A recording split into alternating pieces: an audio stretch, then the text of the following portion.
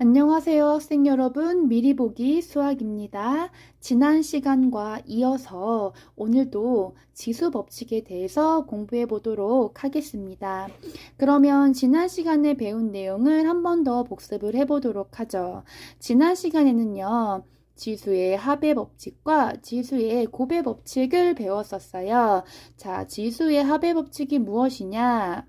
A의 m제곱 곱하기 a의 n제곱은 즉 무슨 뜻이냐면 이렇게 밑이 같을 때 곱하기는 어떻게 한다?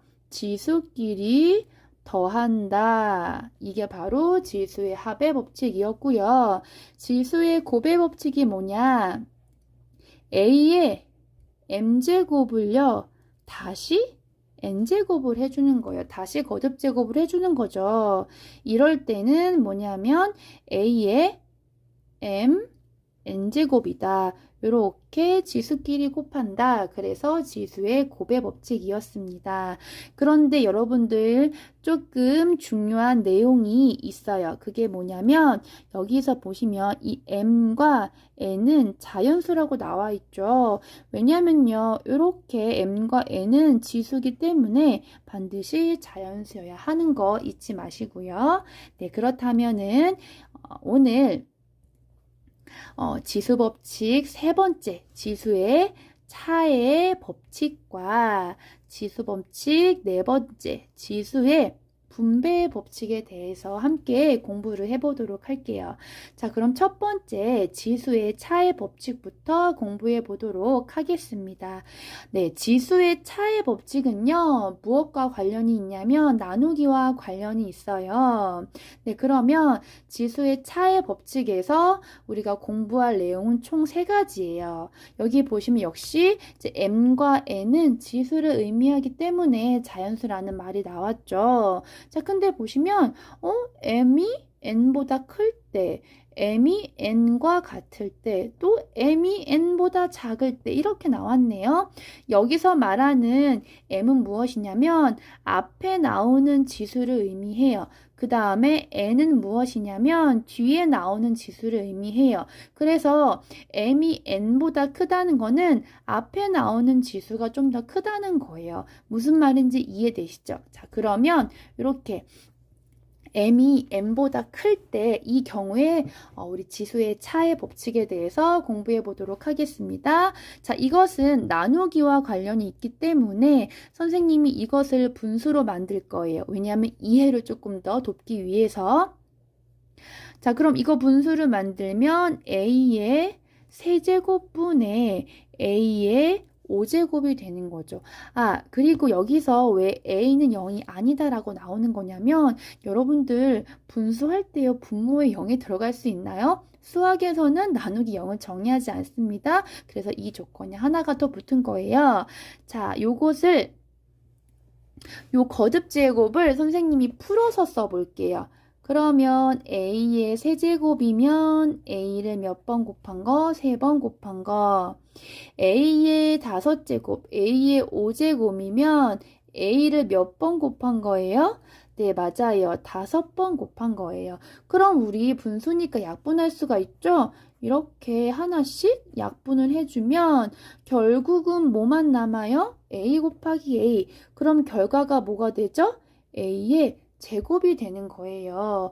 그런데 결과를 보고 나니까 뭐와 같냐면 이렇게 밑이 같아요. 밑이 같을 때 나누기는 여기 위에 있는 지수끼리의 차와 같다라는 걸 알 수가 있어요.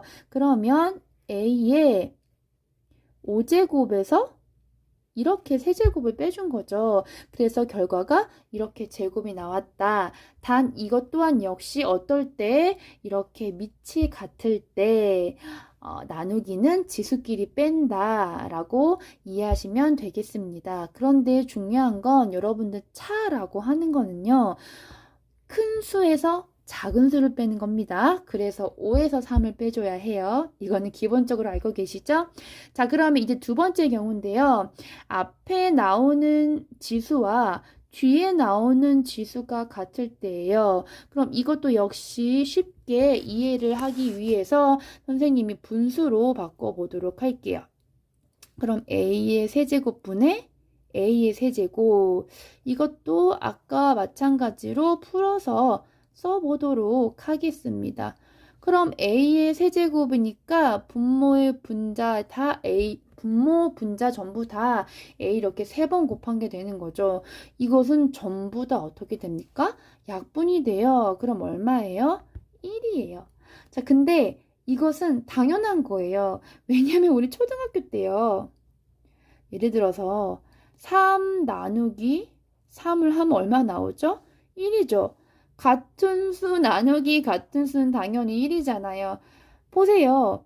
a의 세제곱, a의 세제곱. 같은 것 나누기 같은 거잖아요. 그러니까 당연히 1이 나올 수밖에 없는 거예요. 이거를 굳이 외울 필요는 없으시죠? 당연한 거니까요. 자, 그럼 이제 마지막으로 3번째를 보시면 m이 n보다 작다라고 하는 것은 뒤에 오는 지수가 크다는 거예요. 자, 이럴 땐 어떻게 하는지 같이 풀어보도록 하죠. 이것도 역시 분수를 만들어 보겠습니다. 그러면 a의 5제곱분의 a의 세제곱이다. 그래서 이거를 아까 마찬가지로 풀어서 써볼게요. 그러면 분모에는 a를 이렇게 5번 곱해준 거고요. 분자는 a가 이렇게 3번 곱해진 거죠. 네, 아까 마찬가지로 우리는 뭐 할 수 있다? 약분을 할 수 있다. 자, 그런데 이번에는 분모에 a가 이렇게 2번 곱해진 게 남았잖아요. 그래서 여기는 a의 제곱인 거고요. 분자는 당연히 1이겠죠. 아, 자, 이제 뭐를 알 수가 있나요? 아까 선생님이 차라고 하는 것은 큰 수에서 작은 수를 빼는 거라고 했잖아요. 그런데 이 경우는 뒤에 오는 지수가 더 크잖아요.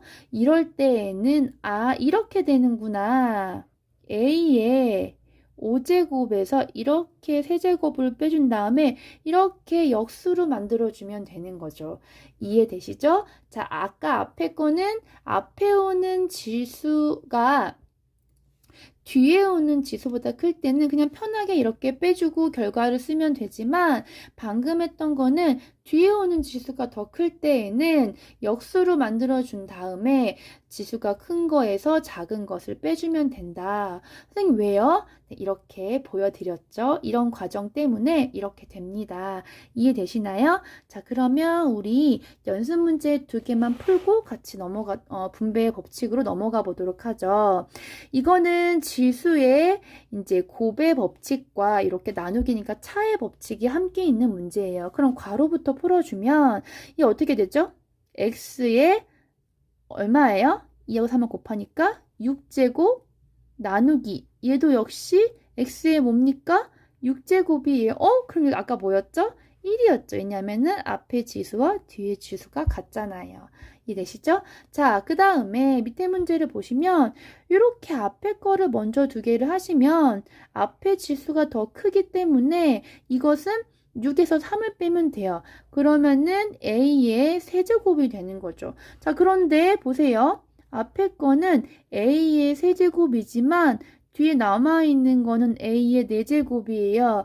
그러면 뒤에 오는 지수가 더 크기 때문에 얘는 역수가 되는 거고요. 역수로 만들어서 큰 지수에서 작은 지수 이렇게 빼주고 이렇게 해주면 되죠. 그러면은 결과는 어떻게 됩니까? a분의 1이다. 이렇게 되어집니다.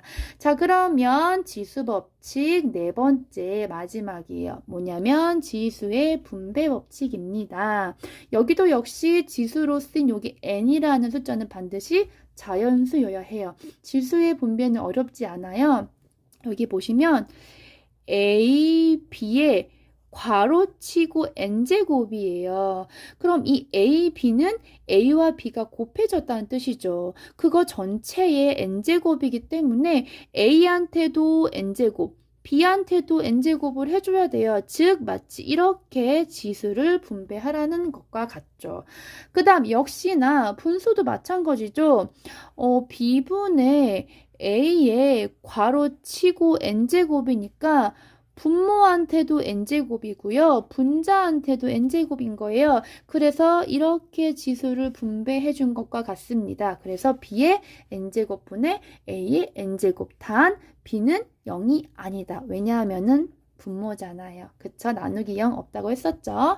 자, 그러면 바로 예제 문제 풀이를 들어가 보도록 하겠습니다. XY의 세제곱이네요. XY 전체의 세제곱이에요. 그럼 지수를 하나씩 이렇게 분배를 해주면 정답은 뭐다? X의 세제곱, Y의 세제곱이다. 됐죠? 그 다음에 그 밑에 문제를 보시면 조심하셔야 돼. 여기는 마이너스 3이라는 개수가 있고요. x 4제곱이 있어요. 그럼 요 제곱을 마이너스 3한테도 분배해주고 얘한테도 이렇게 분배해줘야 돼요. 근데 마이너스 3이지만 제곱이 되니까 당연히 9가 되고요. 그 다음에 뒤에는 x의 8제곱. 왜냐하면 이렇게는 지수의 곱하기니까.